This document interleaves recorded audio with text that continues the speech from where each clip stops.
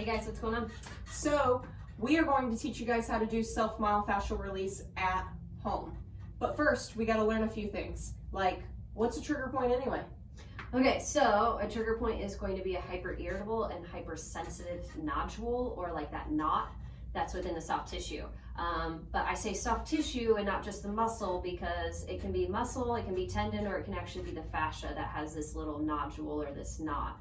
Now, what's associated with trigger points is going to be referral pain. So most of the time when you apply pressure to these trigger points, they'll send that pain response to a different part of the body. That's not always the case though. Sometimes it's just in that one spot and it's kind of just general or localized. And I see you pointing to your traps, because that's probably one of the most common trigger points that you see. Everybody knows how good it feels to have somebody come up behind them and grab their shoulders, right? And that trigger point usually refers pain to the forehead and the eyes, causing tension headaches. Mm-hmm. Another common trigger point would be the sciatic nerve trigger point in the deep rotators, maybe even more specifically piriformis. But we'll get into those in other videos as you guys stay with us. So we got to learn a couple more things. Now we know what a trigger point is, but we don't really know how to release it. Yeah, so what we need to do is we kind of need to find the pain to get out of pain. So just be cognizant that you're going to have to go through it a little bit in order to get out of it, okay? Absolutely. And a lot of the times we like to tell our clients here in office and at home that we want to keep you at a 5 to 7. So if on a 1 to 10, if that 8 is where you don't want to continue therapy, you want to stop doing it altogether, we want to keep you at that 5 or 7. And this pertains to a specific law called the Arm Schultz Law. And it basically, just a recap, it just says too little pressure is going to make it super overexcited and make it hurt worse. Too much pressure is going to overexcite it and make it kind of turn off a little bit. That way it doesn't cause you to kind of overload. Yeah, it's one of our body's protection systems, and that's a really neat way to actually experience it. Because if we're being honest, you have to learn your body. Yeah. We're giving you this 1 to a 10 and this 5 to a 7 as kind of a guidepost, but you're going to have to see what works for you.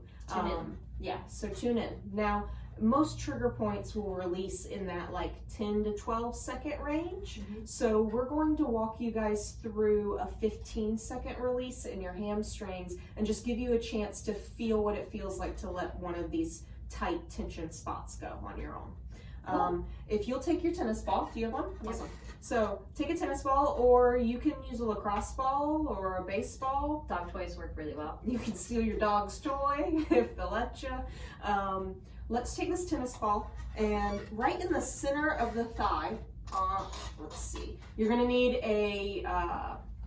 like a dining room chair or a hard chair for this, something that doesn't sink in too much.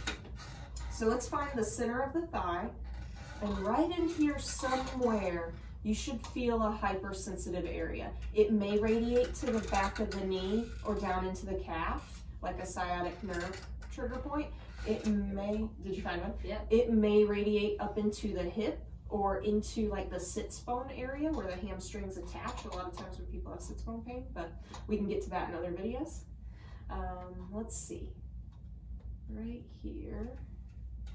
And then once you find that hyper irritable spot, we're gonna count 1, 2, 3, 4, 5, 6, 7, 8, 9, 10, 11, 12, 13, 14, 15.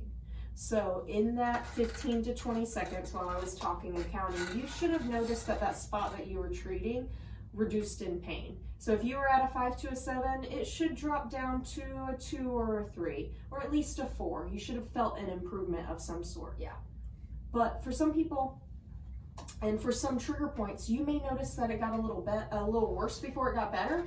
Unfortunately, sometimes it does get a little bit worse before it gets better, but stick it out. Yeah, this is all a learning process. We want to give you guys as much info as possible, but we're also trying to keep it simple so you can do this yourself. Mm-hmm. So check in with yourself. Like I actually just found another one because I've been sitting here, there was nothing there, and now it's burning down my leg. So once that tissue released on the surface, I got into another trigger point that was actually worse than the one I was treating before. Yep. Do we have anything else for them? Was that it for this video? I think that's it. This is just the intro to the trigger points, but make sure that you check out our intro to stretching, which is going to be right after this, because for the remainder of these videos, we're going to be incorporating rolling and stretching techniques. And especially if you're someone who's not super in tune or you haven't done a lot of this, you want to check out that stretching video because it's going to really show you how to get in tune with your body and know what it feels like to release in a stretch. Yeah, absolutely. And I hope that this taught you how to really feel that trigger point and release it. But actually, if you want to jump over to our hamstring video and do a full treatment, we're going to do 6 minutes, 3 minutes on each side, and I know for sure that you'll feel it there. Oh yeah. All right, well, we'll see you in another video. Bye guys. Bye.